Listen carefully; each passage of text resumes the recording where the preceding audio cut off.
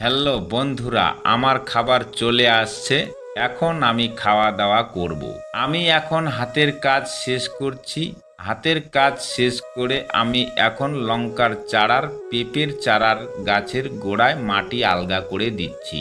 আলগা করে দিয়ে এদিকে হাড়ভাঙ্গা গাছের গোড়াতেও মাটি আলগা করে দিচ্ছি।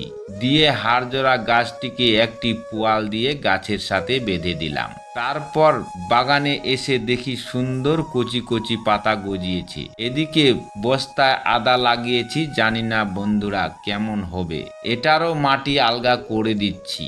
আরেকদিকে 12 মাস ফল দেওয়া লঙ্কার চারা টবে লাগিয়েছি। হাড় ভাঙ্গা গাছের চারার গোড়াতেও মাটি আলগা করে দিচ্ছি। এটা মোবাইল রাখার স্ট্যান্ড। এটা আমি নিজের হাতে বানিয়েছি। বন্ধুরা কেমন হয়েছে কমেন্টে জানাবে। এটাতে মোবাইল রেখে আমি ভিডিও এডিটিং করি। হাড়ভাঙ্গা গাছের ডাল আমি মগে রেখে দিয়েছিলাম, এখন দেখি পাতা গজিয়েছে।